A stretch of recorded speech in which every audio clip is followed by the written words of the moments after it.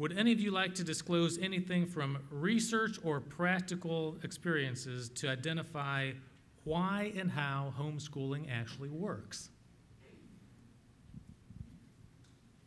Can you read that again? Can you explain from practical experience or research how and why homeschooling actually works? I do not believe that that is a difficult question. I believe that homeschooling works simply because you are obeying a biblical mandate to disciple your children. I just think it's that easy. I think, not that homeschooling is easy, that I don't want to be misquoted, but God always, always, always, always answers prayer, and He always honors obedience every single time. And when fathers turn their hearts to their children, when mothers dedicate their lives to being on their knees and in the Word and praying over those children and discipling those children and building into themselves through the Spirit of God what they don't have, God honors that, and there's success, not because of academics or the end goal, but because these children are pointed to the cross of Christ. That's my definition of success. So in that, I think it's because we honor God in all things. That's what I believe the secret is. I think the second secret, besides laying down our lives for our kids and imitating Christ in that way, is just the whole aspect of relationships. If you have strong, solid relationships, then to me that's a terrific catalyst for education. And it also gives you the opportunity to, I think what the root words for educate actually mean to draw potential out of, and to tend the garden, that word in Genesis, that Hebrew word debar, means to draw out of, to cultivate the potential out of the soil.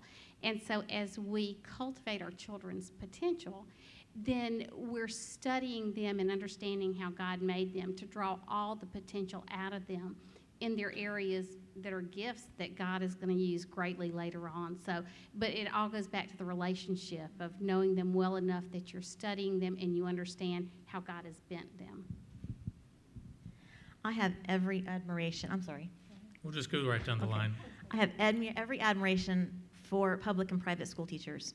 They have a job of training or teaching 25 to 30 kids in a year. They don't know these kids. They don't necessarily know what's happening at home. I don't know how they do it. And they've got all these pressures on what they have to do. We have the blessing of knowing our kids. We know what their strengths are. We know what their weaknesses are. We love them. How can a teacher love our kids like we love them? And so we want them to succeed. And we're going to do whatever it is. If I have to learn how to do a handstand to teach my kid physics, I'm going to do it. And so we have the interest in their benefit, in their progress. And we're working 3 months into the year and we realize something's not working.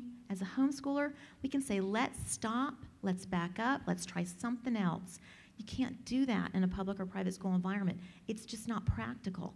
And so there's, I don't know if you want to call that scientific evidence or what, but oh my goodness, they have the best blessing of having advocates who love them, who will do anything. We will die for our kids. I mean, we will do what it takes to educate them so they will benefit because we are going to provide for them, and of course through the Lord and His provision and grace, what they need when they need it so they'll succeed. One of the things that we see in adults that are 25 and 35 years old is we see a form of individualism that simply cannot be reproduced in a socialist setting like a public school classroom.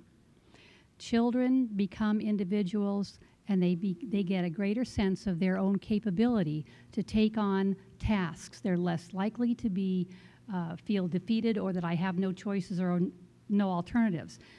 Seems to be a lot more resourcefulness. So one of the things that every homeschooler has to go through because they're different is deciding it's okay to be different. And it's a struggle. They may do it at 8, they may do it at 14, they may do it at 20. But they do come to grips with it.